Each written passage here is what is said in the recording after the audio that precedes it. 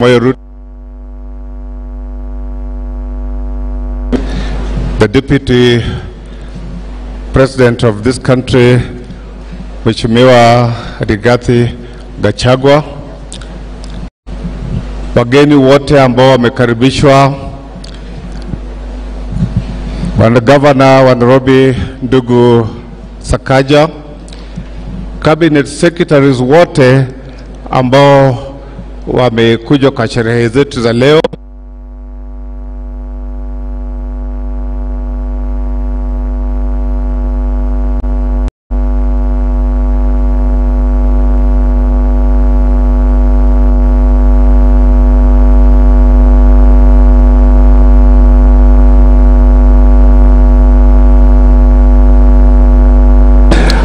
Karibu sana kwa na sisi.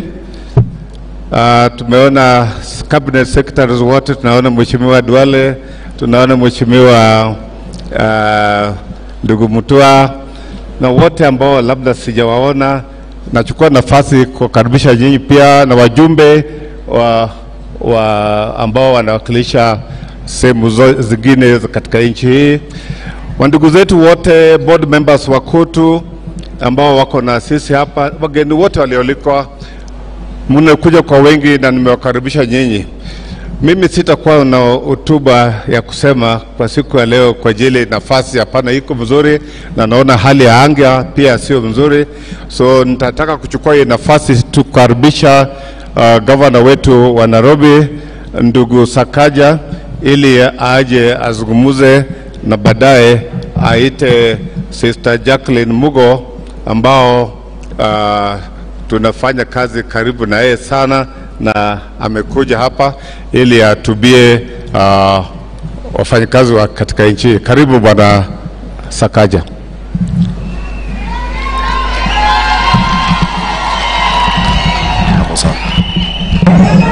Asante sana Your Excellency President of the Republic of Kenya William Samoei Ruto, Your Excellency the Deputy President Rigathi Gachagua, the Prime Cabinet Secretary Musalia Mudavadi and all the Cabinet Secretaries present, the Right Honorable Speaker of the Senate, Governor Kingi, KOTU Secretary General Papa Francis Atuoli, EBS, CBS, DZA, something ingine hapo.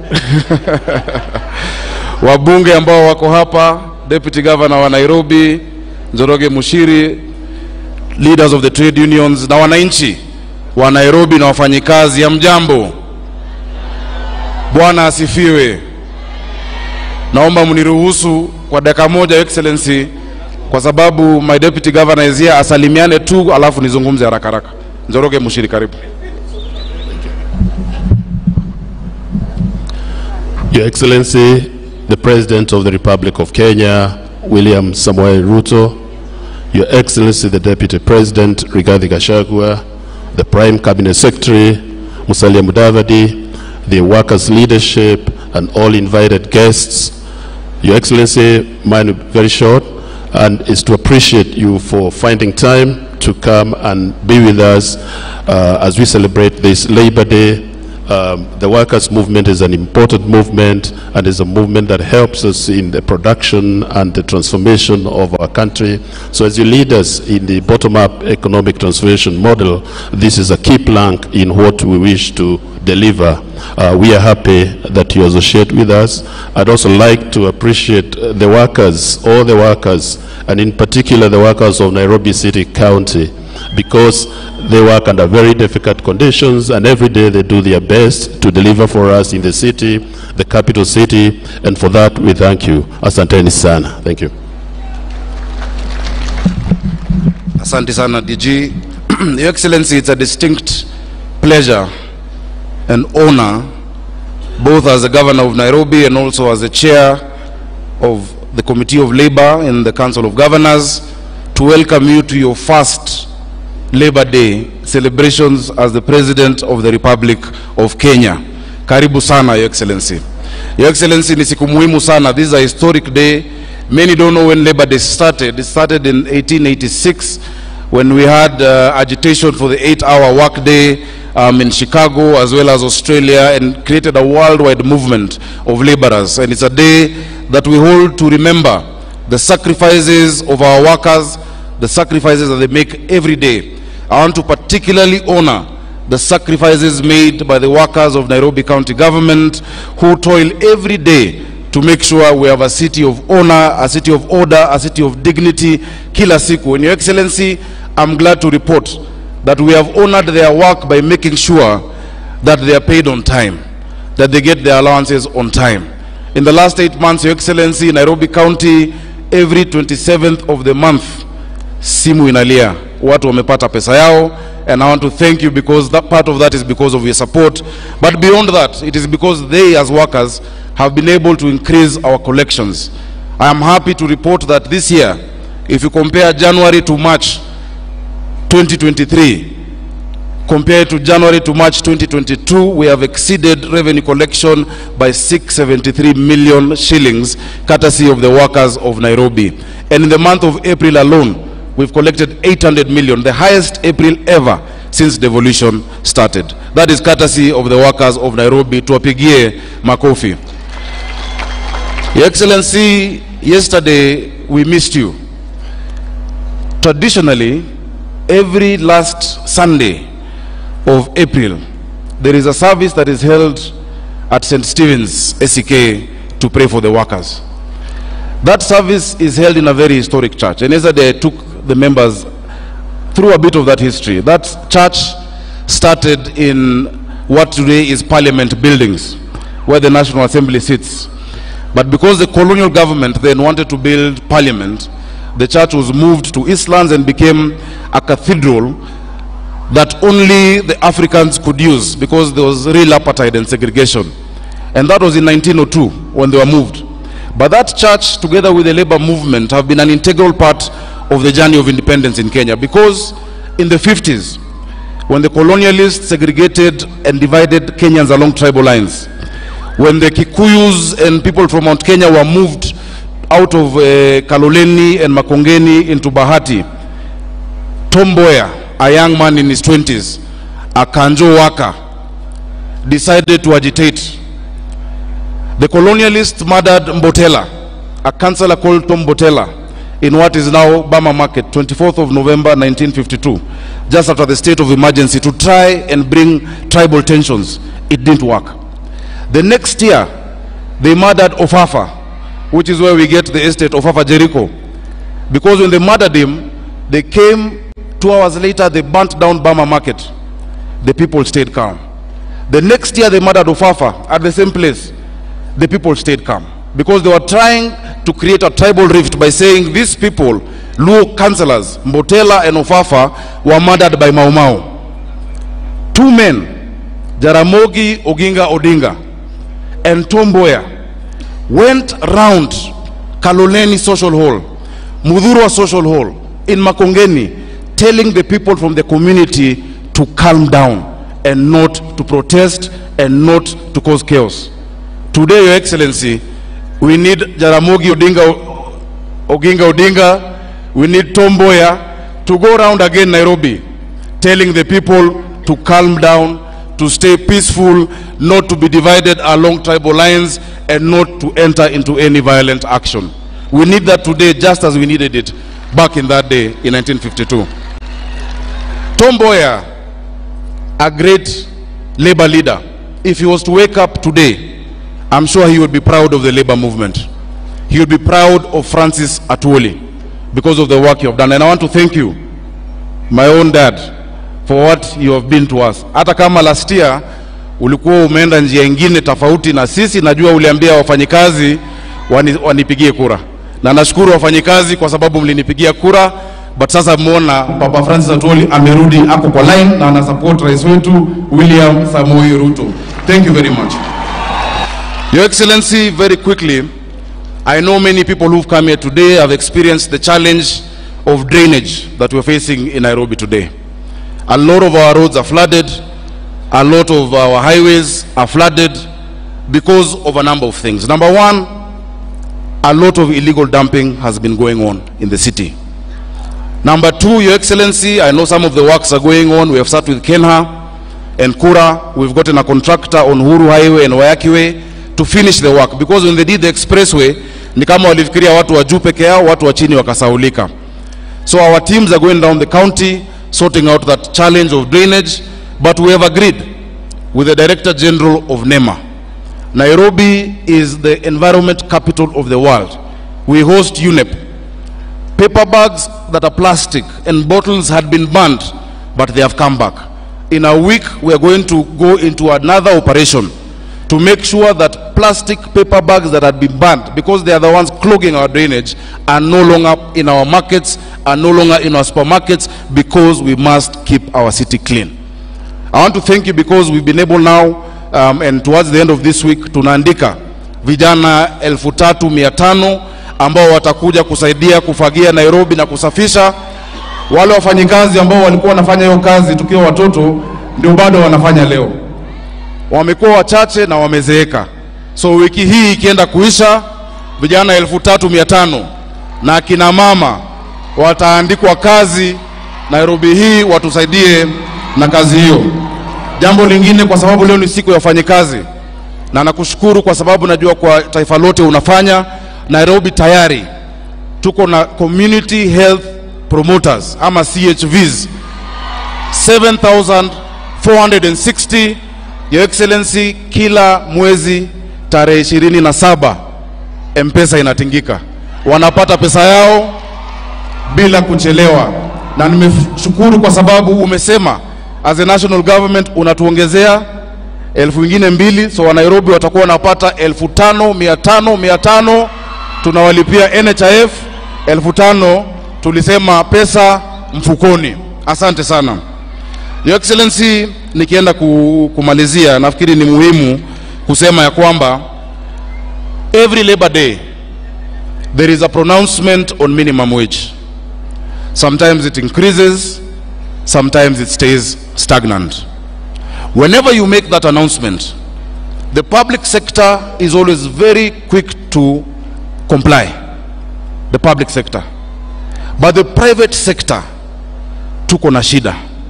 Sekta moja ambayo najua ni sekta ya private security workers.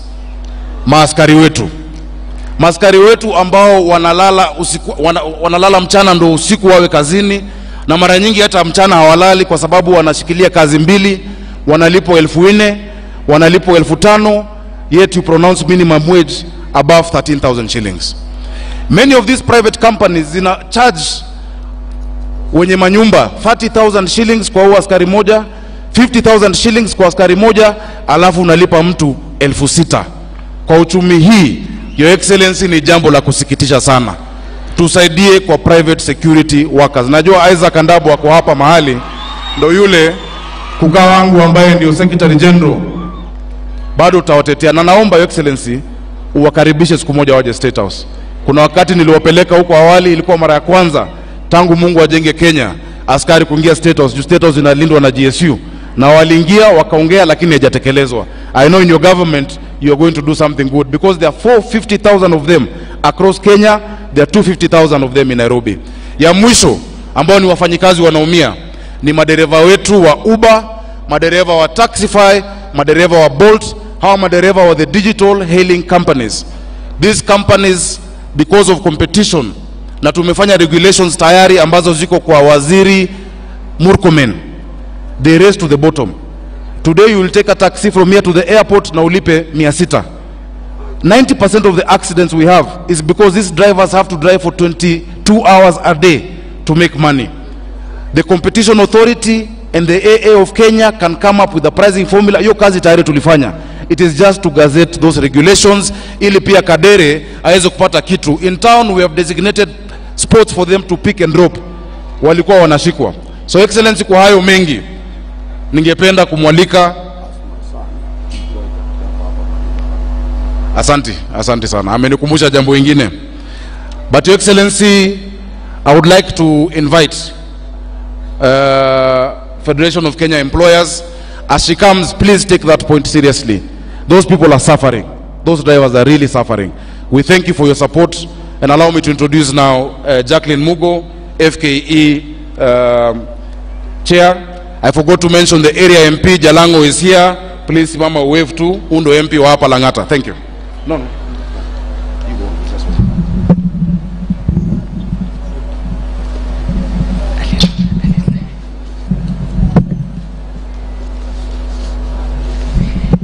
Your Excellency, Dr. William Ruto, the President and Commander-in-Chief of the Defense Forces of the Republic of Kenya, Your Excellency, Honorable Rigathi Gachagua, the Deputy President, Honorable Musalia Mudavadi, the Prime Cabinet Secretary,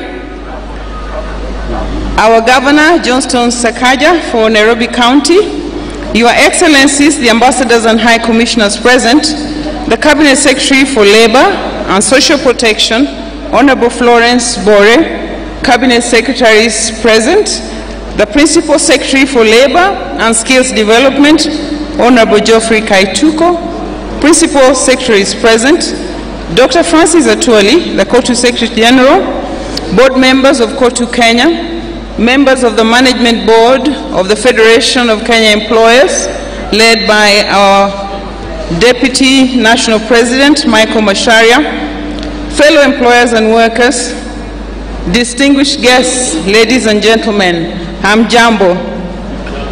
Hamjambo tena. Your Excellency, the Federation of Kenya Employers is really pleased by your presence amongst us today, this being the first Labor Day under your leadership. And we gather here to celebrate the hard work that employers and workers continue to do to contribute to the growth and development of our beloved nation. The theme of this year's celebration is an apt one and reflects the current economic situation that we face. As we celebrate International Labor Day today, we have a chance to take a moment to reflect on the current state of affairs and the aspirations that we are yet to achieve as a nation. Your Excellency, the labor sector has faced several challenges in the last year. We know that households are struggling to put food on the table and that enterprises are struggling to remain in operation. The cause of this sorry state of affairs is well documented. We have experienced severe weather conditions for a long time, coupled with the global challenges that have had a direct impact on our economy, including the war in Ukraine. These global developments have caused disruptions in the global supply chains. Local business either cannot access overseas markets, or where they do that at very heavy costs. Employers believe, Your Excellency, that these challenges can be tackled to reduce the cost of running businesses, which will eventually create jobs for the unemployed youth. Because I've been asked to be brief, I just want to highlight 3 priority issues that employers plead with their government to address. One is job creation and productivity. Kenya continues to witness a shrink in the formal wage employment opportunities, as only 333,502 jobs were created in Q4 of last year. This is a decline from the 444,046 jobs which were created in Q3 of the same year. And these are statistics from the Kenya National Bureau of Statistics. Many businesses, especially the MSMEs, cannot afford the costs associated with operating in the formal employment sector. And this has led to the growth in the number of unemployed Kenyans, as many employers struggle to manage their costs. Your Excellency, the structure of our economy, as we all know, is such that only 15% of wage employment is in the formal sector. 84% is in the informal economy. These numbers continue to rise as many youth, in fact, opt not to look for jobs after they fail to do that on several attempts. Sorry, I was hurting your ears. Your Excellency, our request is that your agenda of jobs be at the core of government policy. We believe that any policy that is detrimental to both jobs in the short term and in the long term, no matter how well intentioned, should be avoided. In the area of productivity, I just want to highlight that actually our labor productivity is quite low, and we look forward to working with the government to be able to enhance the productivity of our enterprises. The second issue I'd like to highlight is the need to enhance stability and predictability in the business regulatory environment. I would like to emphasize the importance of stability in the regulatory environment for businesses to thrive. We do encourage the government to work with employers to provide a friendly and predictable business environment which will help business to recover and also perform well and expand for jobs. We therefore ask that before any changes are made, new changes, enough lead time, we are proposing 1 year, be given to businesses to be able to plan, to adjust their budgets and restructure their financial flows to meet these new costs. Your Excellency, the third area is on wages. Minimum wages in this country are very well regulated by the laws that we have, the wage guidelines and the relevant laws, which state that they should be reviewed not more frequently than once every 2 years. And we are aware that last year there was a 12% increase on the minimum wage. I know that my brother Francis will be asking for an increase in the statutory minimum wage because this is actually in his DNA and it is the role that unions play. But we request that looking at the current state of the economy, we allow businesses to stabilize and that we facilitate the wages councils and the National Labour Board to meet to discuss so that we can advise the government on what can be done for next year. We do appreciate the difficulties that Kenyans are going through, but we believe that if you stabilize businesses, then all of us will gain at the end of the day. Your Excellency, as I close, I want to emphasize that employers are open to engagement with your government through social dialogue to find win-win solutions for some of the issues that have been pending for a long time. We believe that if we work on these policy areas, then as a nation, we'll be able to move forward together. Let me close by appreciating your leadership and appeal also for peace in our nation at this time. I want also to appreciate the role that KOTU plays and also the leadership of the Ministry of Labor. As the famous proverb says, he who labors diligently need never despair, for all things are accomplished by diligence and perseverance. Your Excellency, we want to assure your government of the employer support and commitment to working closely with your government to address some of the astounding issues that we have, so that we can all move towards the attainment of the aspirations contained in the bottom-up transformation plan. So happy Labor Day to you all. Thank you and God bless Kenya. I now want to call back Brother Benson Okwaro to invite the Secretary General to address us.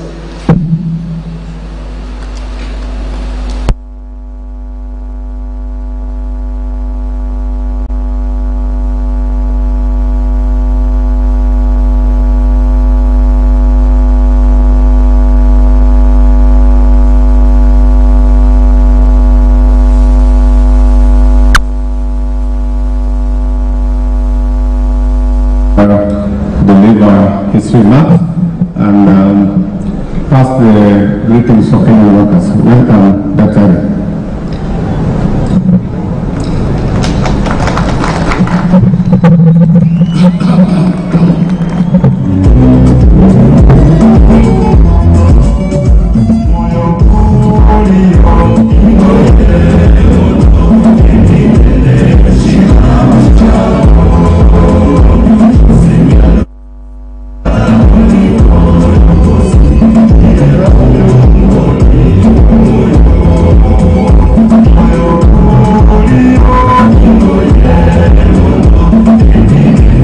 She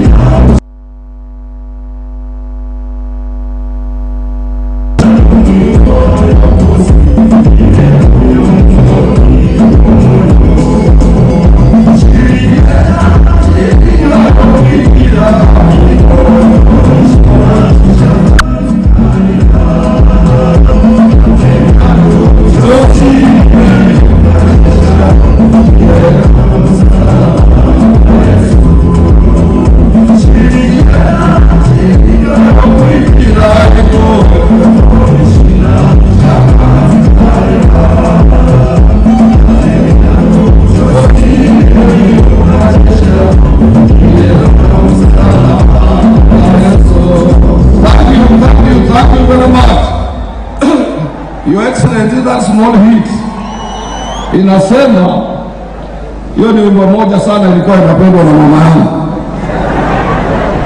na ninajua wengi sana wale waliokuwa wanasikia hiyo wimbo. Wako pale watu waliokuwa wanasikia hiyo wimbo, wabebe mikono juu. Mungu awabariki.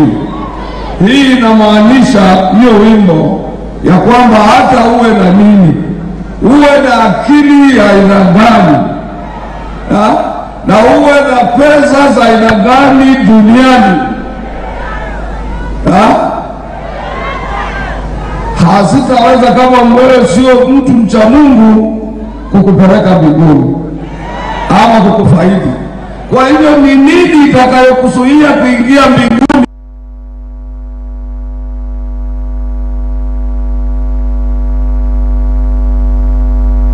Wewe ni mcha Mungu, unitukanyaga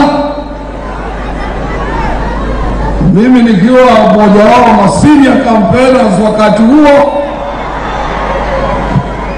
sina hivyo. Haya, wacha kwanza nitambue heshimiwa, alafu hiyo tutachapa baadaye. Your Excellency the President of the Republic of Kenya and Commander-in-Chief of the Defense Forces, Dr. William Samoei Ruto, Your Excellency the Deputy President Honorable Rigathi Gachagua, Your Excellency the Chief Cabinet Secretary of Prime Minister Honorable Dr. Musalia Mudavadi, Wycliffe. I want also to recognize the Speaker of the Senator, Honorable Amason Kingi, accompanied by one Cabinet Secretary from my home area, my second home area of Kilifi, Sister Aisha Jumwa, the Cabinet Secretary of Labor Social Protection, Sister Florence Boren, all Cabinet Secretaries who accompanied His Excellency the President and who are here, including Honorable Waziri wetu wa Foreign Affairs,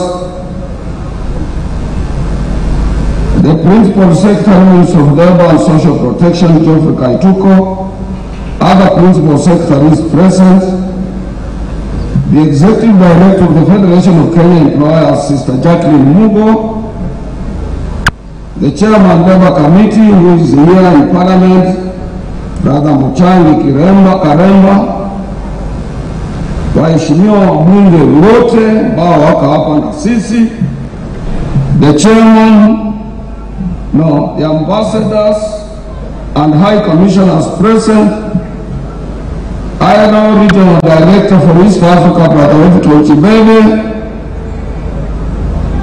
and also I want to recognize Ms. Zainabu Hawa, Director General of the UN Office in Nairobi, and Dr. Stephen Jackron of the United Nations Resident Coordinator, based here in Nairobi.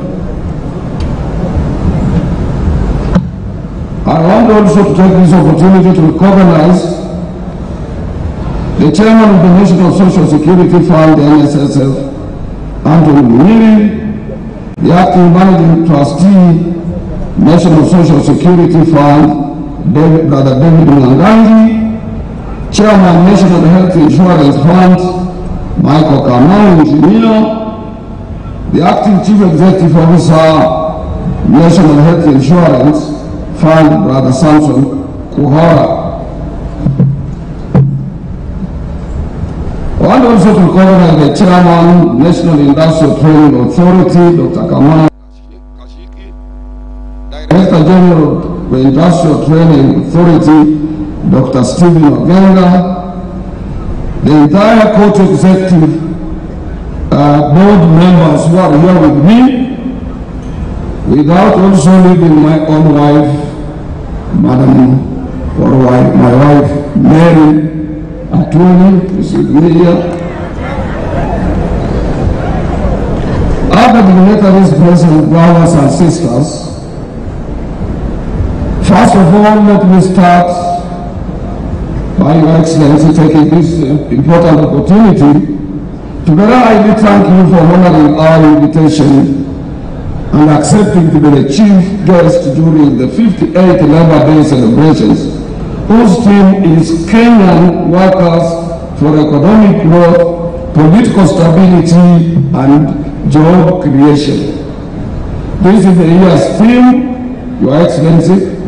It reminds us that without political stability in our country, we cannot be able to grow our economy and hence create employment for our young men and women. Your Excellency, this is a very special Labor Day for you, considering it is first Labor Day celebration with you as our President. We at Kotu Kenya, Your Excellency, we remain greatly indebted to you for being receptive and honoring. Bearing in mind that we had opposition during your election, but nevertheless, here you are with us. We therefore accept and remind ourselves that we do indeed owe you more than what you owe to us. We also want to take this opportunity to highly thank you for having given us the first opportunity to meet all labor leaders while you are still reorganizing your office, and that was not, we can't take it as workers just for granted, that because you love workers, you accepted our delegation to be with you on 14th of February 2023 at State House, Nairobi. And you moved with speed to adopt and implement some of our proposals, including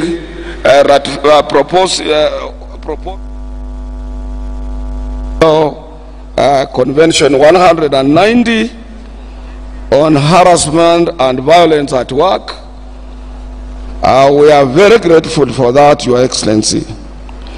A little bit of our history, and I want to also express by our Governor Johnston Sakaja.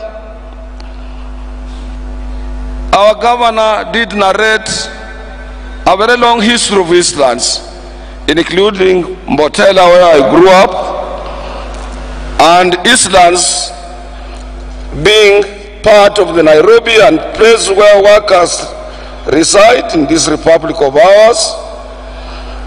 Labor Day has a unique history dating back from 1st May in 1986.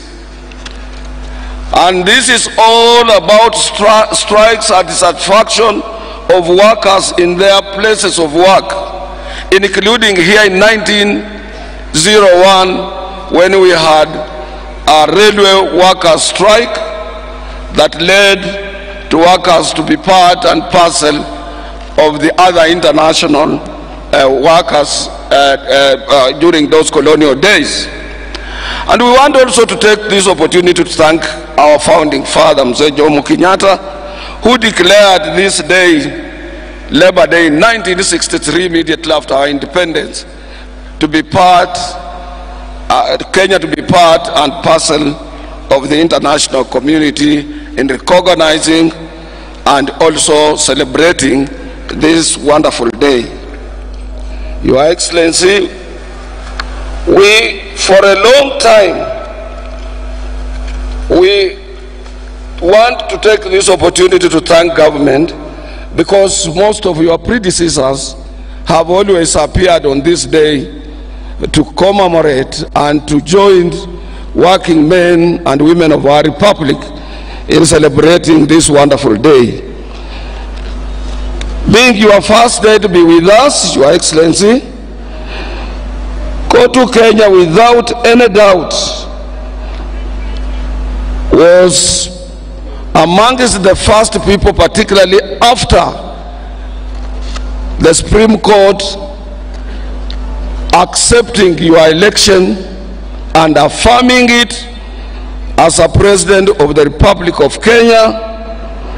We had to accept it as workers and to congratulate you. We did this considering that the fact that as workers, we are guided by the ILO Convention number 144 on tripartism arrangements. This requires us to consult your government on daily basis, and also all delegations of workers, be it in Addis Ababa during the African Union Labour and Social Affairs Committee or Commission during those days. This delegation is led by no other person but by your Minister for Labour, is the one who leads such a delegation. Our delegation to Geneva, which is annual, to attend the International Labour Conference, is always led by the Minister for Labour representing Kenya government. We as workers and employers, we just automatically become part of government's delegation outside our boundaries. So as workers, if you would have said we are not recognizing you, then you would have equally said you are not also recognizing us. And that would have created a big rift under tripartism arrangements as it is known locally and internationally. We thank you and we echo your quick response in bringing us closer to your government. This is because when we attained independence in 1963, Mzee Jomo Kenyatta was equally a person who did plant a sense of direction to our masses in an area of forgiveness and forgetting the past, forging ahead as a nation. You extended your hand not only to the workers, but to so many political groupings in our republic. And we can't take it for granted, Your Excellency. We want to thank you for that.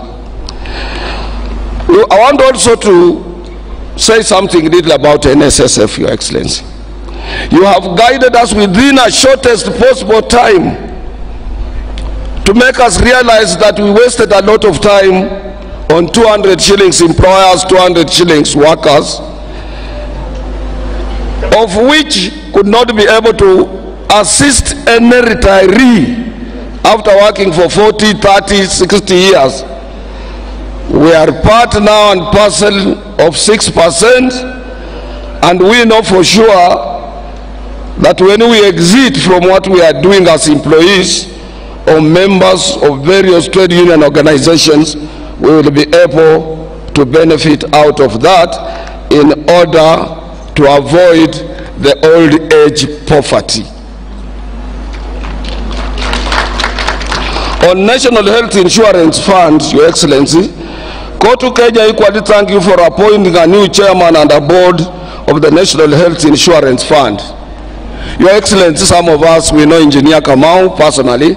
He's a man of no nonsense, and we are sure he will have to lead that board into new reforms and make sure that NHIF is closer to its mandate, and it works and it assists Kenyans of all shades, and also to assist you in your universal health care as enshrined into our constitution.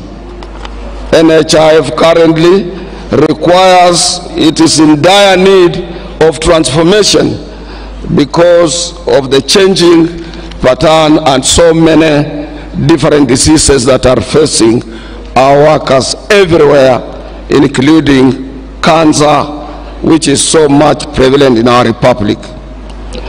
On an area of climate change, Your Excellency, I want to thank you. You took it upon yourself. You went to Sharm el-Sheikh in Egypt to be part of the global community in advocating and finding ways as per how, as a nation, we can be able to mitigate the climate change which is caused by global warming. And you went further, Your Excellency, to make sure that as we had a 4-year drought, you had to seek for spiritual guidance when you invited church leaders, pastors, and other church, both Muslims and Christians, at State House to pray for what we are seeing now. It would have been with us right now here, but I promised you it can't rain until after your speech, because I come from an area of people who control rain in Western Kenya. Your Excellency, also last year in November, while addressing the ITUC Congress in Melbourne, Australia, I lauded your government for its initiative towards disability inclusion. At this juncture, Your Excellency, I would kindly request you to ensure that workers are represented on the governance board of the National Council for Persons with Disability, because disability is with us, and we must also champion the aspirations of the people living with disabilities so that they can be part and parcel of our working community. An area that Johnson Sakaja, our governor, touched on in an area of the security guys and the security companies we have. I want to say this, Your Excellency. As workers, we have written to you and remain grateful for your positive response towards ensuring that mechanization in the agricultural sector and the outsourcing of labor are stopped. In every country, Your Excellency, the governments are concerned about their people, their working people. Kindly, Your Excellency, close your ears and don't listen to those who say outsourcing, if it is outlawed, will deal a major blow to the way of doing businesses. This is a total lie, because many countries have outlawed it because it amounts to indirect slavery. And the ILO, we have said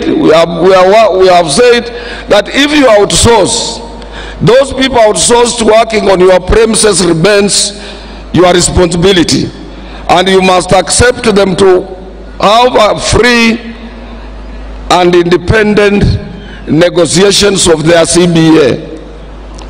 Further, Your Excellency, outsourced labor does not feature anywhere in our revenue collection books, nor do they contribute to the NSSF and NHIF. Let your government take action, because most of these outsourced people are paid in cash. A good example, Your Excellency, is the private security sector, of which Governor Sakaja has just mentioned, where more than 1.2 million Kenyans are employed, yet most of them are paid in cash. There is another animal which has lived with us, Your Excellency, and this one you must also close your eyes and deal with it. This animal called SRC. SRC, when it was put in place, it was meant to advise particularly the public sector area of employment, state officers and those other people. But what it has done, Your Excellency, and this negates the principles of the International Labour Organization ILO Convention number 87 and number 98, that they want to negotiate, they want to decide on CBAs. CBAs are freely negotiated between workers and employers on free, you see, on give and take basis. There should be no any barrier in between. And the former Attorney General Githu Muigai wrote to us assuring us that SRC, their role is advisory. It's not to enter into negotiations to bar the freely negotiated CBAs and so on. And we don't want to mention this. We love this country. Otherwise, we can take this matter to the ILO. But because we are part and parcel of this country, Your Excellency, and we know how you move. You are a swift worker. You move very fast. And I know you will have to make some changes in the SRC behavior. Even you, they want to consider what our head of state is supposed to get when they are not outside there talking to people. And we cannot allow that. Privatization of state corporations, Your Excellency, I want to thank you very much. We have parastatals that are connected closer to our hearts. that they cannot just be privatized like that. And I want to take good example of what you did recently when you were in Malava. You barred privatization of our sugar industries in this country. That is good. We have industries that are performing, Kenya Ports Authority, Kenya Airways, and so many others that we are proud of, Your Excellency, including KBC, Kenya Pipeline, Reinsurance Corporation, and so many others that are performing well, which they just require stiff and modern applications of management to make themselves sustainable other than privatizing. And you have a lot of people who can help you to do this job. Your Excellency, the last thing I want to talk about is that this country doesn't have an organized public transport. I would like to thank the government of Kenya for making a strategic policy decision to invest in transformative green mobility in Nairobi. This came following your recent visit to the European Commission that saw the European Union and your government sign a declaration of intention to finance an electric bus line in Nairobi, BRT3. This one we support it because workers are being maimed, harassed when they are seeking transport to their places of work in matatus. And matatus must be regulated, Your Excellency. This city must remain an international city, and this city must, it is the gateway to the Republic of Kenya.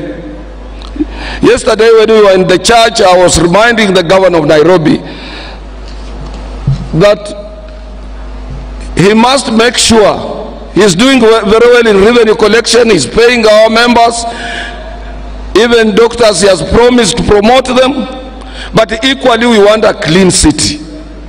We need to regulate our hawkers. We can organize a market somewhere 100 kilometers, 60 or 30 kilometers outside Nairobi, and we put there an electric train to be transporting people to go to where hawkers are instead of them being everywhere in town. So the public transport is a very important thing, Your Excellency, and we want to support you on that, in that particular area. Lastly, before I sit down, Your Excellency, I would like to call upon your government to ensure about political stability in the country so that we salvage our economy from any reunions and equally attract foreign direct and indirect investments that will see the formalization of jobs. In Kenya, out of 17 million workers employed, more than 10 million workers are in informal sector.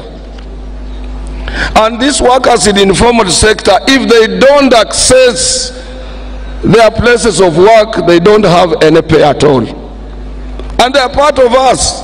In 2018, 2009, when we had global economic crisis, Africa was not hit so hard because of huge investment in our informal sector. And we must protect them. To protect them, Your Excellency, go beyond where you are. Make sure you reach out to any of your political enemy to make sure that this country remains stable, Nairobi remains stable. We avoid this issue of maandamano. I'm not competent to advise you. I'm not competent to advise Raila Amolo Odinga, who is my brother-in-law. He started politics at the age of 14. Whom am I to advise him? Your Excellency, when you were fighting to become the 5th president of this republic, we in Azimio, we were calling Raila the 5th. Little did we know what sort of guns you had. Nyinyi mnajua vizuri, si namna hivyo? So mnajua mimi nilikuwa mtu wa Azimio.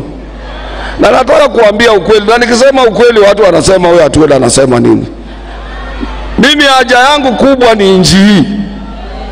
Saa hii ukienda Sudan, Khartoum, unapita kwa miwili ya watu wamekufa. Na hatutaki hiyo hapa. Mimi niko na ofisi Sudan. I'm the president of the larger trade union, trade federation of East Africa. Na ukienda huko watu wao kwa shida, hatutaki shida kama hiyo katika nchi hii. Sisi katika Azimio tulikuwa na president, tulikuwa na mawaziri wa internal kama wakina Matiang'i, kifua kubwa, nguvu kubwa, tulikuwa na pesa, tulikuwa na kila kitu. Kwanza tukakuweka nje, tukakulima kabisa.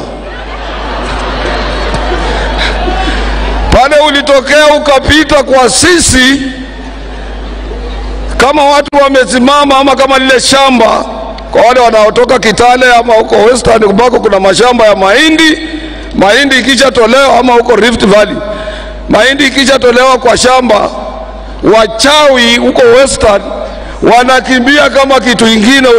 Unaweza shangaa huyu ni mtu alipita hapa. Wewe ulipita kwa sisi kama watu wale wamesimama.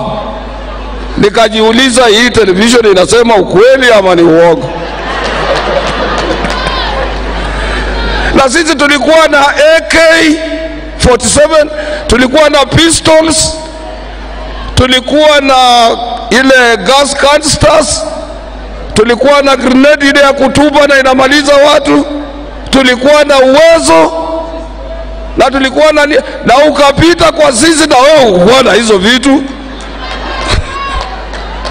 Sasa what makes us think atukienda kwa streets kwa maandamano we will change the status quo? I said yesterday there are other situations that are irreversible. Kuna mambo ingine ambayo huwezi kubadilisha, mambo ya Mungu. Mimi nataka kuambia nyinyi, na yakisha fanyika you accept it. Because wewe ulikula kiapo. Mtoto wa Kenyatta akakupatia ile panga mrefu ya kulinda nchi.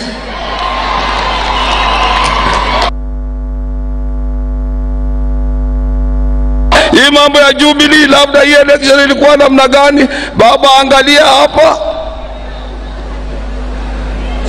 I said when you retire, Your Excellency, you must be a peacemaker. Huwezi kujishusha jini tena you become an activist. So mtoto wa Kenyatta anataka awe peacemaker. Na yeye alifungia watu, huwezi kuingia State House, watu yake ukuwapigia simu hawezi kuchukua. Sasa ukija shindwa, brothers and sisters, you accept it. I was with them. I know most of us, mimi Peter Kenneth, watu ambao tulikuwa huko. Maina Kamanda alituonya mapema. Yule mzee siku moja umuite kukuja na chai, alionya sisi akatuambia hii mtoto wa Kenyatta atapeleka jinji ndoya. Na mimi kawaida naogopa kushindwa. Nikasema hii kama tunaenda Noya sisi tutafanya nini?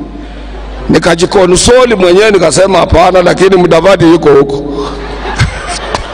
Kama kitaumana kwa ajili kwa Mudavadi sitaka appointment. Nitafika kwake usiku niseme maneno, bwana yule unaona hivi maneno imekuja mbaya. Lakini sasa sisi kurudi nyuma kwanza kusema what is the end game of maandamano. I know for sure Raila Amolo Odinga did a lot for this country. Hakuna mtu ila ajui. He brought second liberation. He fought for the new constitution. He has done a lot of things since his youth. We recognize him as a Kenyan leader. I'm prepared. And the president is here, is prepared, pamoja na deputy wake na prime minister. Waangalie, hata kama ni ile kazi yake ilikuwa ya kuangalia mabarabara ya Afrika ama uchairman mwingine hapa. Tumtafutie mambo ya hapa ndani. Na kila siku atapata opportunity ya kufungua mikutano. asisukumwe sana na wale ambao kuna wengine huwezi kujua. They used his name to enrich themselves. We know them. Because peace is of paramount importance to our children and our prosperity, our future generation depends on peace. Kwa hivyo we must, everybody, not only me, I'm not competent to advise, but anybody who is here and can reach out on them, we are prepared. And I know President Mutu wa Kanisa, Rigathi, hata mama ni reverend, pastor. I know Musalia comes from a Christian family. I know all of you. Moses Wetangula the same Katoliki mwenzangu. Hakuna mtu ananiambaya. They are forgiving leaders. And let's reach out to Honorable Raila Amolo Odinga. Let's reach out to President William, who is accessible. And mimi nilifanya kazi na mzee hayati Daniel Toroitich Moi. I had the opportunity to work with him. William Samoei Ruto is a replica of Moi on time. Akikwambia saa moja na nusu. Tumuulize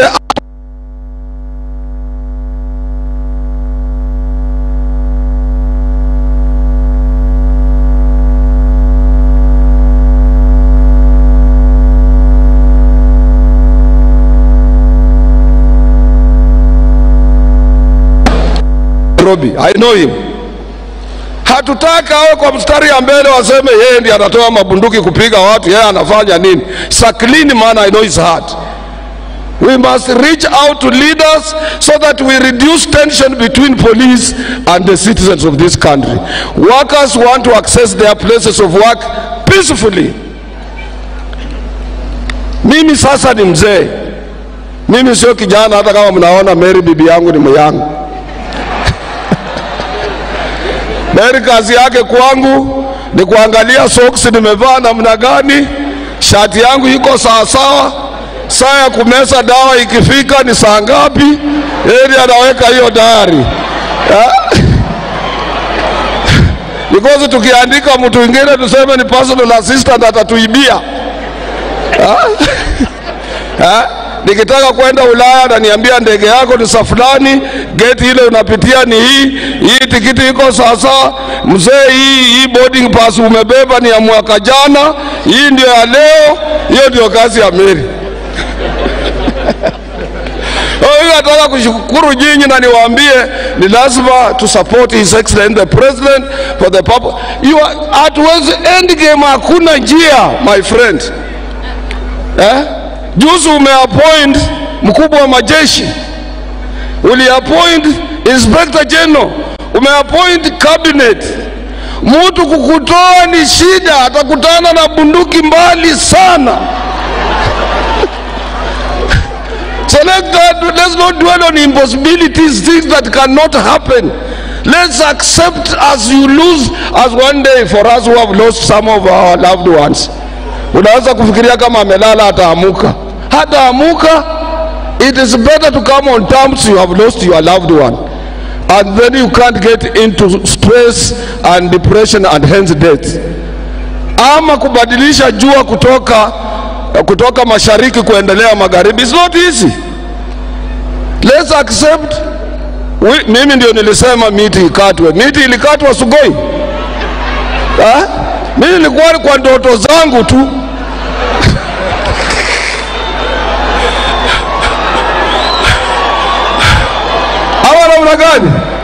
And I was the first person to accept his election. Hata mtu yeyote kabla hajasema nikiwa Western nikaambia watu jameni, wali ya banji umwana huyu amado ucheneshi sana.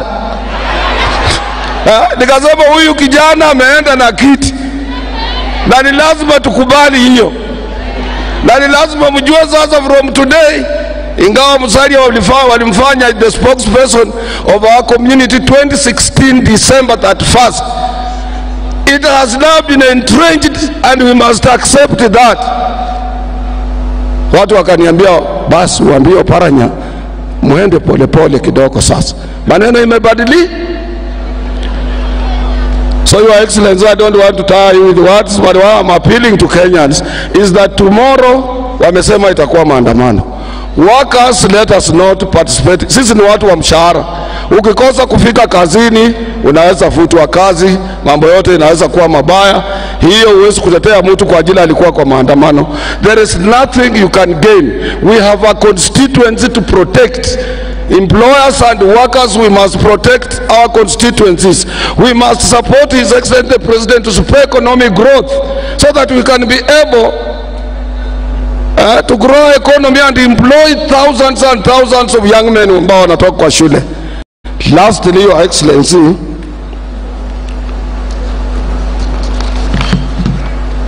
nikikosa kusema hii nitanyongwa. Your Excellency, as I end, I know we are in both political and economic quagmire. But bearing in mind that all of us, including workers, are involved in the restructuring of our economy, your incentive to these workers is only in one form: a consideration for a moderate general wage increase. Hatusemi minimum. In 1973, October to 1974, January, we witnessed ile ilikuwa naitwa oil shock economic recession. Na mzee Jomo Kenyatta alipoona mambo imekuwa magumu kwa kila mtu in this republic, aliongeza ile kitu inaitwa general wage increase. General wage increase itashika kila mtu, hata kama ni percent ngapi mbili, hata cabinet secretary, hata nani, kuliko kuwa tunaomba minimum wage all the time. Governor, we need a moderate. Akasawa nauliza if there is a moderate, because sometimes minimum wage does not affect those people covered under collective bargaining agreements, and everybody is hit. Hii uchumi na sio ya Kenya peke yake. Hii vita ya Russia na Ukraine, Russia ndio number one kwa kutoa gas. I didn't know that gas even in Europe they use nuclear energy. Nuclear energy is powered and energized by gas. Huko wanapima stima sasa. Na gas inatoka Russia, Ukraine, Qatar, hizo nchi ndio. Sasa with the war looming, the war that has been in place for a long time, even vitu vya ng'ombe kula, dairy food, chakula mingi inatoka Russia, ya kutenge mambo ya ngano na nini na Ukraine. Shida iko duniani mzima. Kwa hivyo sio sisi hapa Kenya peke yetu. Ingawa wale waliopata wengi walikopa madeni. Madeni nayo tulikopa. Bunge inapeana ceiling tena inafunguliwa. Bunge inapeana ceiling tena inafunguliwa. So you must also put some mechanism in place to grow economy. But please, current economic times are hurting everybody. Na kwa niaba ya hawa naomba tu, sina nguvu na safari yako kuja kuonana na sisi. Labda next year tutasema kwa vile ulitupatia mwaka jana, hii mwaka ya pili tutakupa kupumzika kidogo kuangalia mambo ingine. Lakini leo tutoke na kitu kidogo kwa mfu. That one I leave to you, Your Excellency. Thank you very much. I invite my sister, Sister Florence Bore. You are welcome. Our Minister for Labor, able Minister for Labor. Thank you.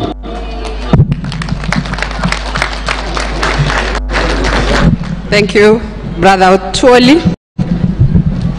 Your Excellency, Dr. William Samoei Ruto, the President of the Republic of Kenya and the Commander-in-Chief of the Kenya Defense Forces, Your Excellency, Honorable Rigathi Gachagua, the Deputy President of the Republic of Kenya, Honorable Musalia Mudavadi, the Prime Cabinet Secretary, Governor Kingi, the Honorable Speaker of the Senate, my colleagues, Cabinet Secretaries present, Excellencies, Ambassadors present, the Governor of Nairobi County, Honorable Johnson Sakaja, Principal Secretaries present, the chairman and executive board members of KOTU, the Secretary General of KOTU, Brother Francis Atwoli, the Chief Executive Director, FKE, my sister Jacqueline Mugo, Chairman of Labour Committee, Parliament present, ladies and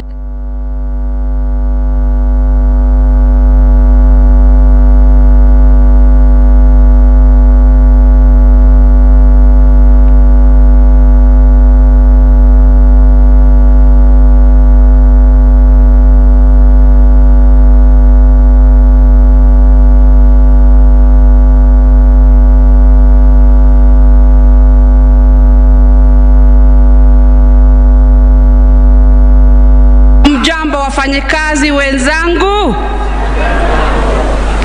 Labor Day celebrates the most important stakeholder in our economy, the Kenyan worker.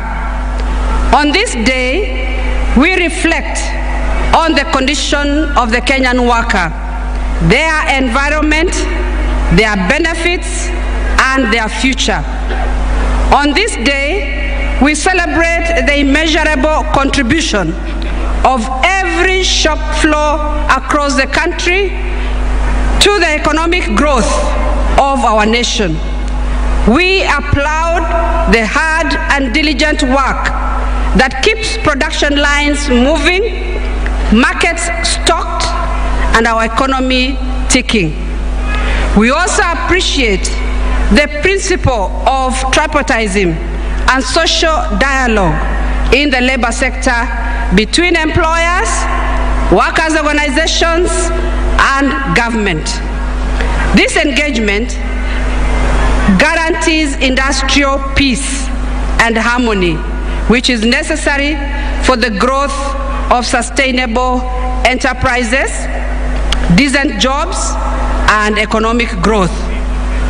The theme for this year's Labor Day celebration is economic growth, political stability, and job creation, which links directly to the policy priorities articulated in the bottom-up economic transformation agenda 2022 to 2027, popularly known as BETTER. This year's theme underscores the yearning for a stronger economy and the realization that a stable political environment is necessary to attain economic growth. Decent work is a fundamental right for all workers in Kenya.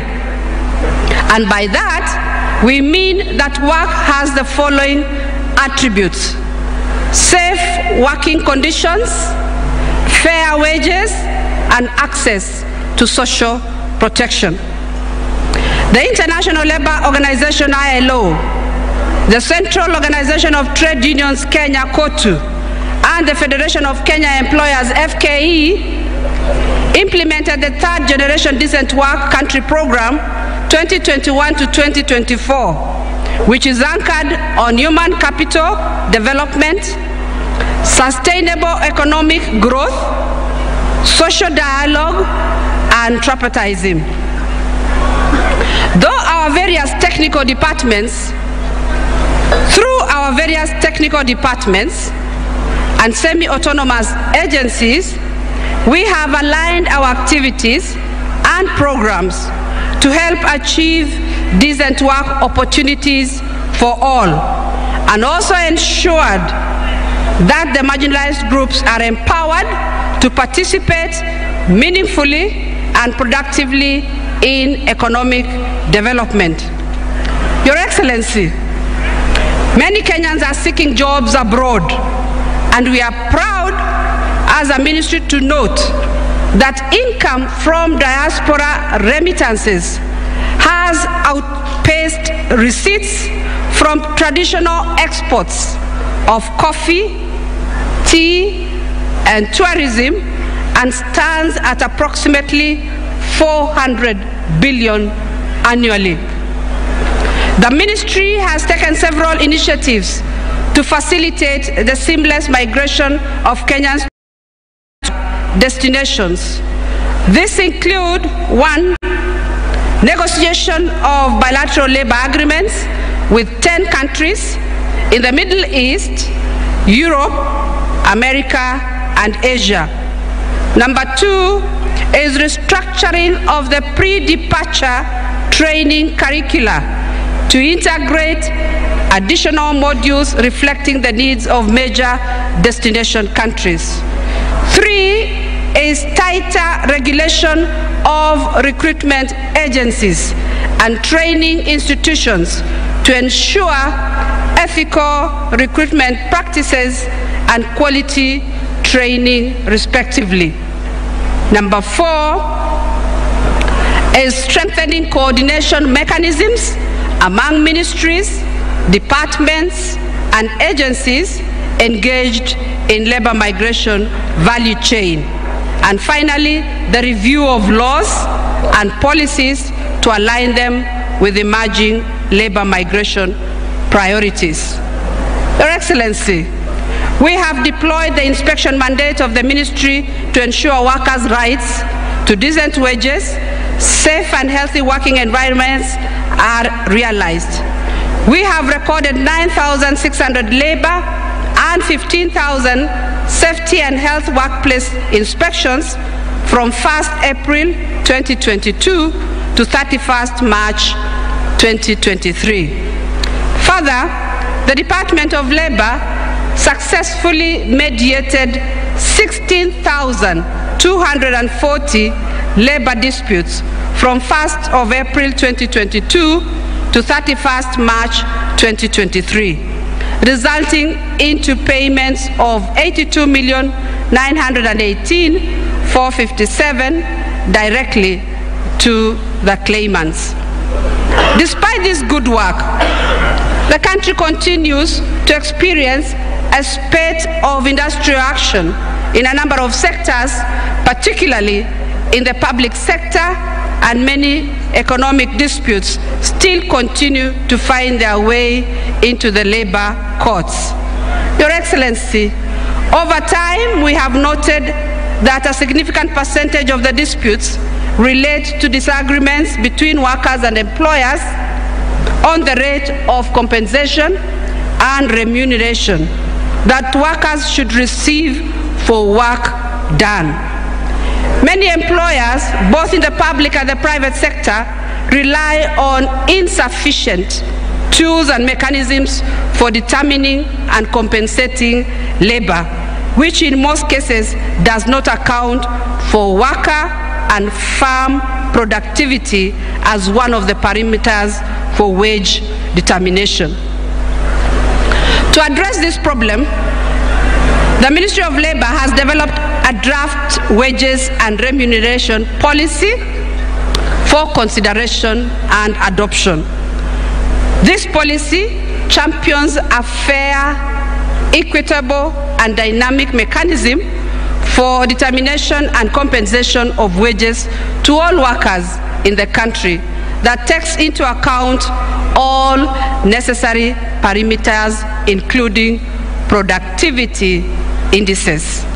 Your Excellency, with the view of cushioning the economy, my ministry through the Department of Social Protection is mandated to protect and empower marginalized and vulnerable members of our society, to help them lead dignified and productive lives.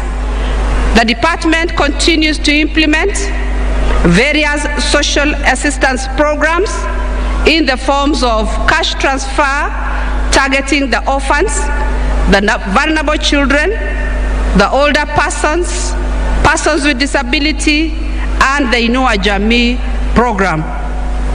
Your government, sir, has committed 28 billion to support these programs in the current financial year. Your Excellency, I restate my ministry's commitment to a prosperous and inclusive Kenya. where our workers are at the center of development and the marginalized and vulnerable members of our society are able to lead decent lives. President William Samoei Ruto, my singular honor and pleasure President of the Republic of Kenya and Commander-in-Chief of the Defense Forces, Your Excellency the Deputy President, Honorable Rigathi Gachagua, my colleagues, members of the Cabinet, Governor Sakaja, the Secretary General of KOTU, Brother Francis Atwoli and his entire leadership, the Speaker of the Senate, distinguished ladies and gentlemen, workers of Kenya, hamjambo, wafanyikazi hoi, asante sana. Members of the Cabinet, Governor Sakaja. Points. The first point is to say that I am delighted and extremely astounded that the one Honorable Secretary General Francis Atwoli has spoken without blinking, saying that mambo yalishabadilika. Your Excellency, if one thing can be attributed to Francis Atwoli, he is very pragmatic and is very realistic, and he does not mince his words. He has spoken and he has stated very clearly that we have no time for unnecessary distractions to the economy. It is time for us to close ranks, pull together, and work with the government and make sure that we can enhance the stability, particularly economic stability of this country. Mr. Secretary General, that is indeed a very powerful message to the people of Kenya. Your Excellency, I would also want to encourage, because I was not too sure whether I had it right or did not hear, but KOTU has come out very strongly on the need to avoid disruptions. I would encourage the Federation of Kenya Employers through the other entities, KEPSA, Kenya Association of Manufacturers, to also come out very strongly and stand against these disruptions, because they affect across the board. It is important that we all grow our economy, we grow our revenue, and we move forward. So let us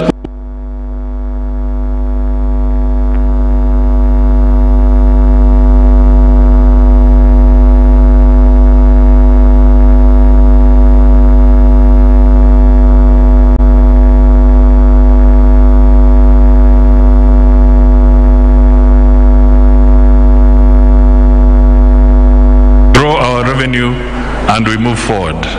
So let us pull together, both employers and workers, to make sure that we do not have unnecessary disruptions in our economy. There is no more time to waste.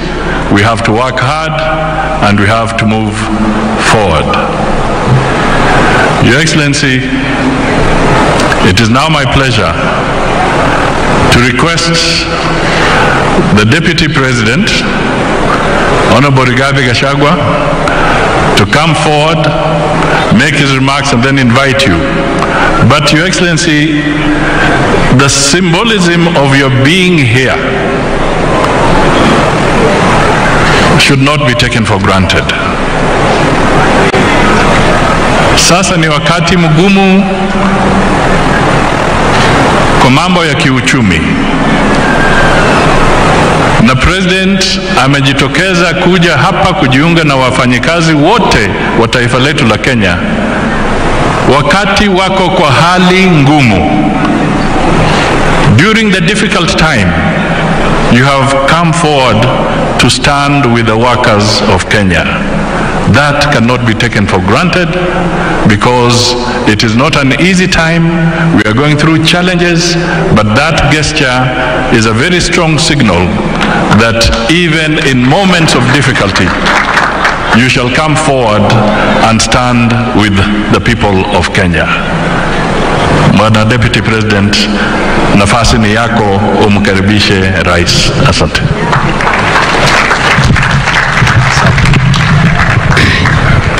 Kiongozi wetu Rais wa Jamhuri ya Kenya Daktari William Samoei Ruto, Waziri wetu mkuu Mheshimiwa Musalia Mudavadi, mawaziri wetu, Katibu mkuu wa KOTU ndugu Francis Atwoli, waheshimiwa wabunge, waheshimiwa wafanyikazi, hamjambo.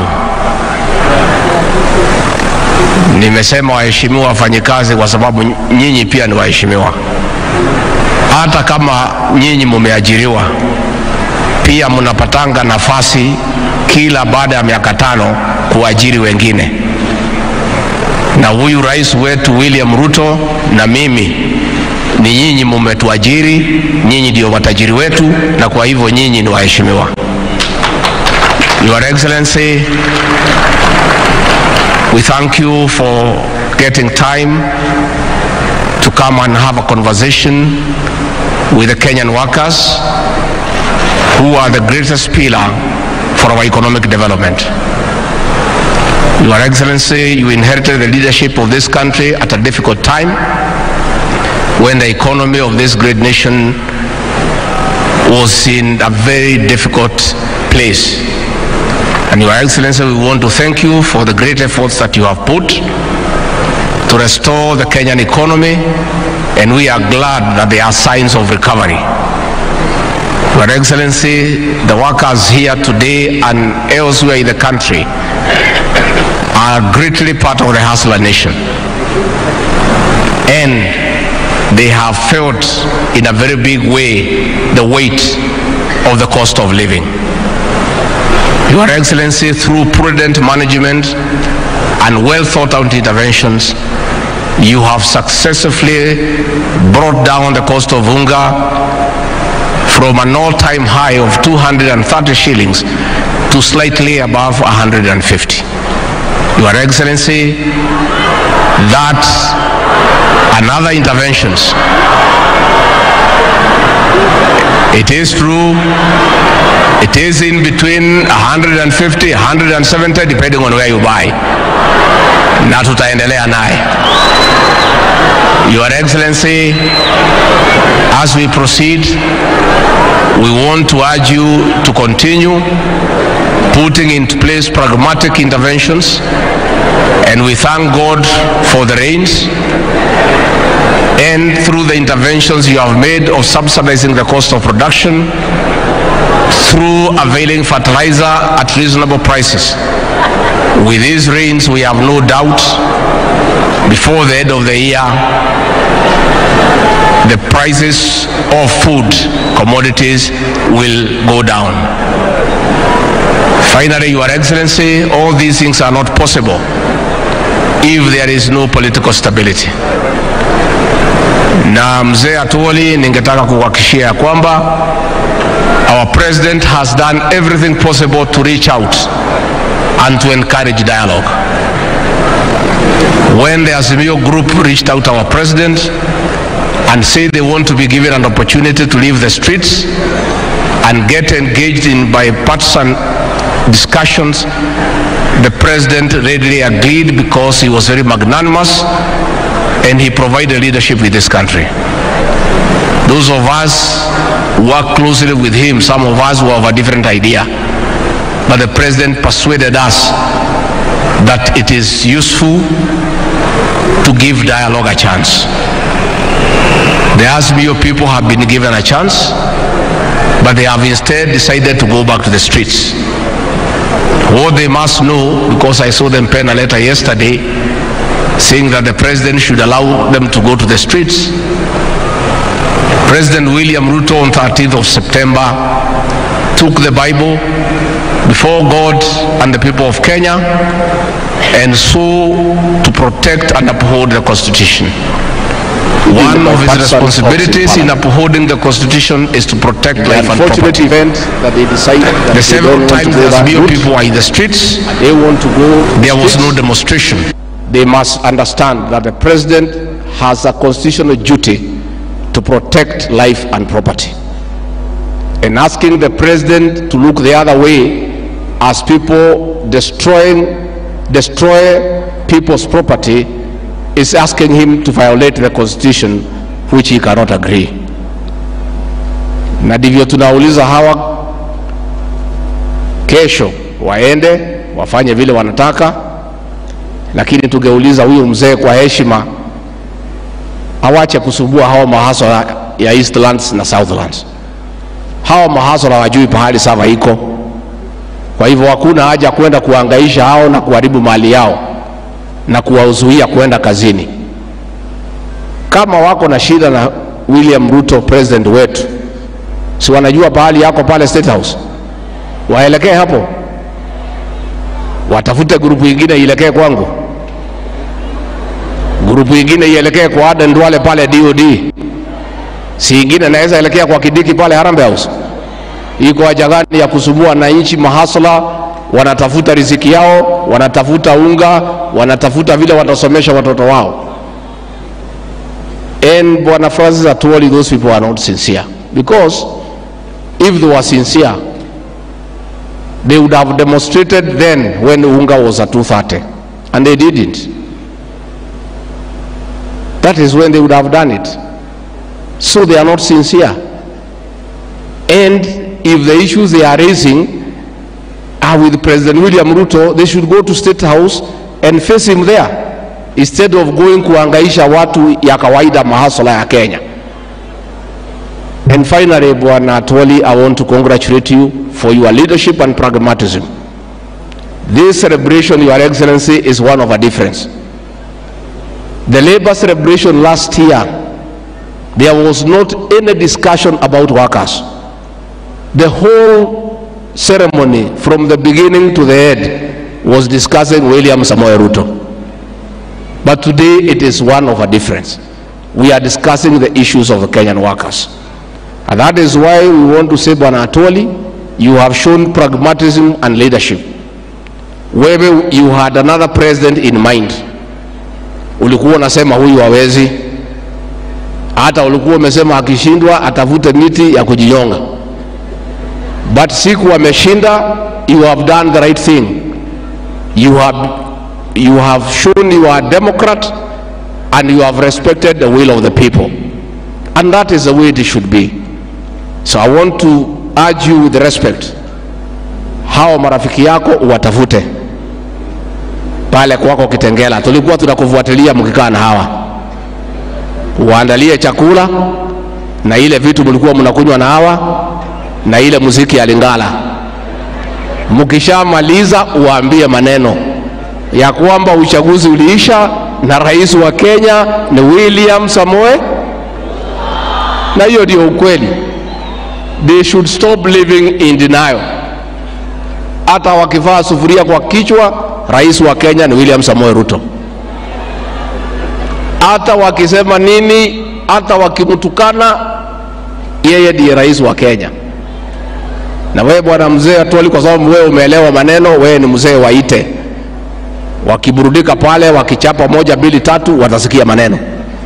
Waeleze ya kwamba uchaguzi uliisha na wewe mwenyewe umetii demokrasia and you have respected the will of the people, because that is the way it should be. Kwa hivyo rais wetu wa Kenya wanategemea kwako ya kwamba utalinda mali yao, kwa sababu uko na kazi ambaye ni ya kikatiba ya kulinda mali ya Wakenya kutoka kwa muhalifu wowote, akuwe ni nani au ni nani, kwa sababu hiyo ni katiba na ni lazima katiba itekelezwe. Kwa hayo mengi, ningemuuliza kwa heshima sote tusimame tuchukue nafasi hii tumkaribishe Rais wa Kenya President William Ruto.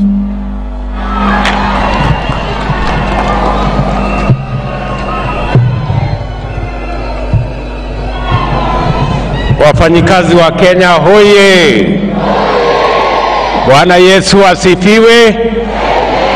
Tafadhali tuketi chini. Asanteni sana.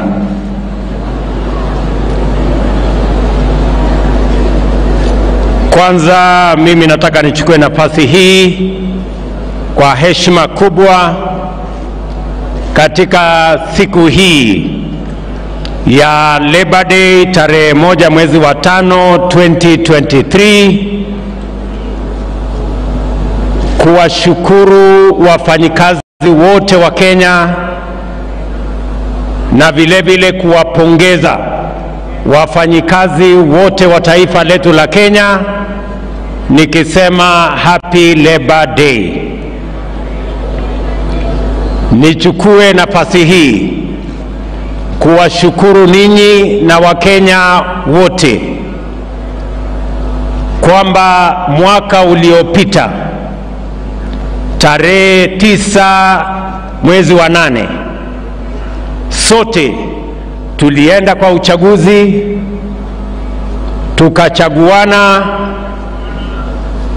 kwa njia ya amani, tukamaliza ukabila na tukaweka taifa letu katika ramani mpya ya kwamba Wakenya wanaweza kutimiza haki yao ya kikatiba ya uchaguzi kwa njia ya ungwana na kwa njia ya amani. Mimi nataka niwashukuru wafanyikazi wa Kenya wote kwa sababu ya kushiriki katika uchaguzi huo kwa njia iliyofaa. Pongezi na asanteni sana. Nataka vile vile kwa njia ya kipekee na kwa heshima kubwa ni washukuru wa Kenya, wengi wao wafanyikazi walionipatia nafasi kwa kura zenu na kwa maombi yenu niwe kiongozi wa taifa letu la Kenya wa 5. Nataka niwaambie asanteni sana. Nataka niwapongeze Wakenya wote. Najua Secretary General wetu wa KOTU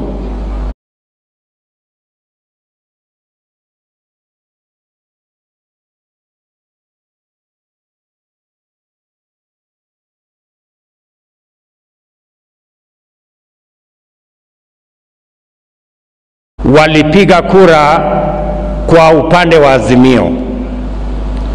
Mimi nataka niwaambie viongozi hawa na Wakenya wote, sote tulioenda kwenye uchaguzi, ya kwamba kila Mkenya ambaye aliamka asubuhi na mapema na akaenda akapiga kura kutekeleza wajibu wake wa kikatiba wa kuchagua viongozi, mbali na kuchagua wa mrengo hii ama mrengo mwingine, mimi nawaambia Wakenya wote walioenda kwa uchaguzi, pongezi zangu nyingi sana. Every citizen of the Republic of Kenya that woke up early to exercise their right to choose leaders for our country deserves celebration and congratulations. Irrespective of which way you voted, you exercised your right. Hakuna Mkenya alifanya makosa kupiga kura upande wowote. Ni haki yetu ya kikatiba kuhakikisha kwamba tunachagua viongozi wetu. Wale wa Kenya ambao hawakuenda kupiga kura, hawa ndio wanahitaji tuwazungumzie, kwa sababu wale ndio wenye makosa. About 35, almost 40% of the citizens of Kenya who are eligible to vote hawakwenda kupiga kura. Wale ndio pengine wako na makosa, lakini kila Mkenya ambaye aliamka akapiga kura, akapigia Kenya Kwanza ama akapigia Azimio, huyo ni Mkenya mzalendo mwenye amesimama na kwenda kupiga kura, ili tuwe na demokrasia na tuchague viongozi wetu kupitia kwa njia ya demokrasia. We are a democratic nation and no citizen should be judged for voting whichever way they voted. Nataka niwaambie viongozi walio hapa wa movement yetu ya Labour, the Labour movement leaders, nataka viongozi hawa wote, nimekuja hapa katika sherehe hii ya kwanza ya Labour Day ili nikubaliane na nyinyi, tushirikiane, tufanye kazi pamoja kuwahudumia wafanyikazi wa taifa letu la Kenya. Na nimekuja mapema kwa sababu nimeambiwa mapema ndio best.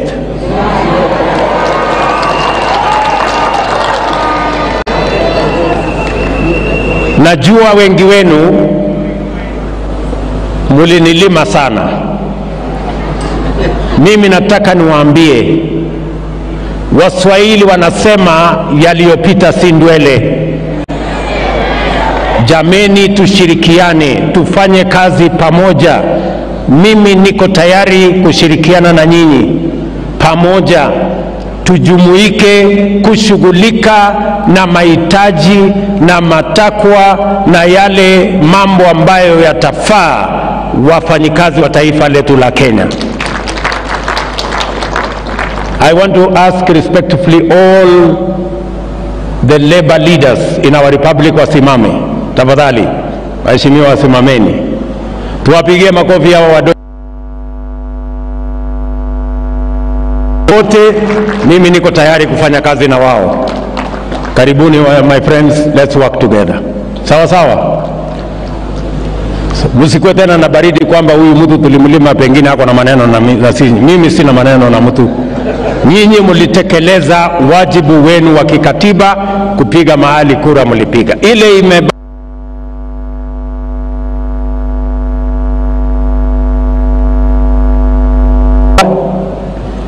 pia hawa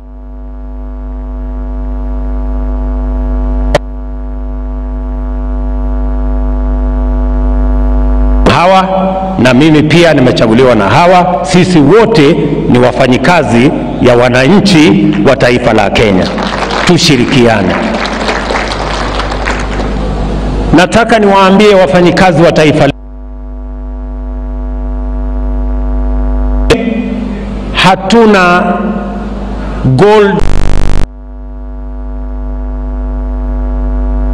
almasi, ama pengine hata hatuna mafuta, ile kidogo yetu iko Turkana bado, lakini tuko Republic of Kenya that defines force. Wafanyikazi wa taifa letu la Kenya ndio rasilimali ya taifa letu la Kenya ya muhimu kuliko rasilimali ingine yeyote.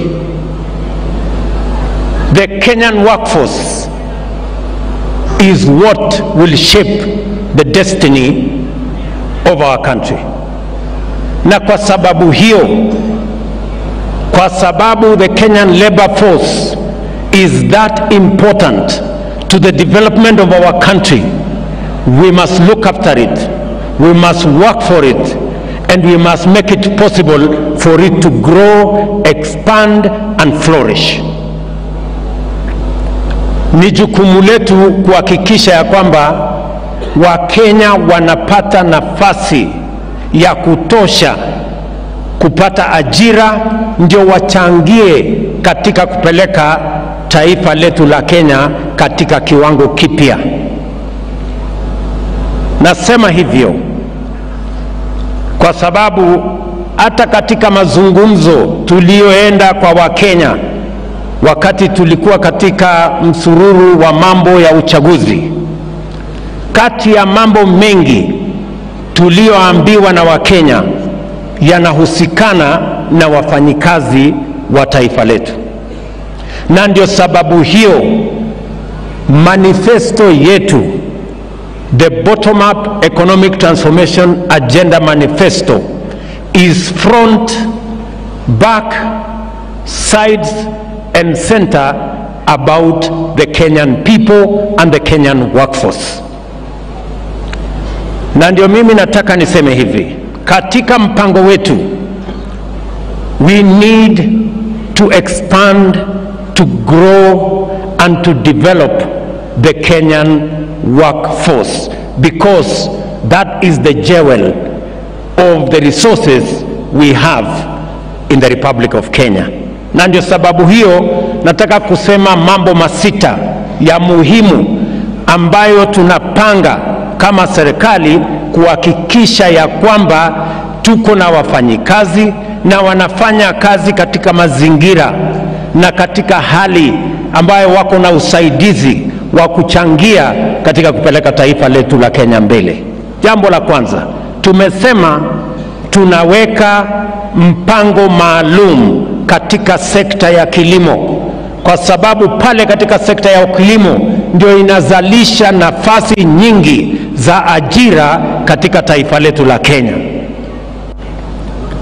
Ndio sababu tumeweka pesa bilioni 3 kukamilisha masoko katika kila constituency katika taifa letu la Kenya, ili kila mkulima tumsaidie aweze kufikisha mazao yake sokoni, mahali akutana na wanunuzi, na tuondoe changamoto ya mabrokers na makartels ambao wanaharibu jasho ya mkulima kwa kununua bidhaa zake katika bei duni na kusababisha mkulima jasho yake ipotee.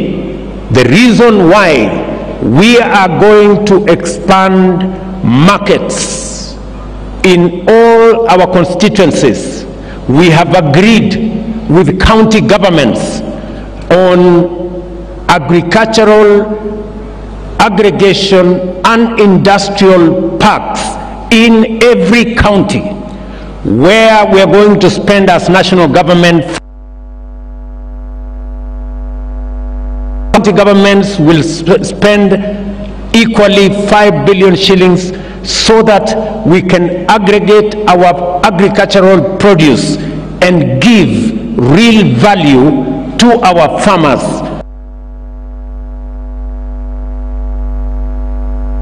so that the Kenyan worker in the farm can earn a decent wage and a decent living. Vile vile tuko na export promotion program. Tuko na EPZ ya Athi River, tuko na EPZ katika sehemu mbalimbali. Tunaweka EPZ Dongokundu, tuko na EPZ mpya Naivasha.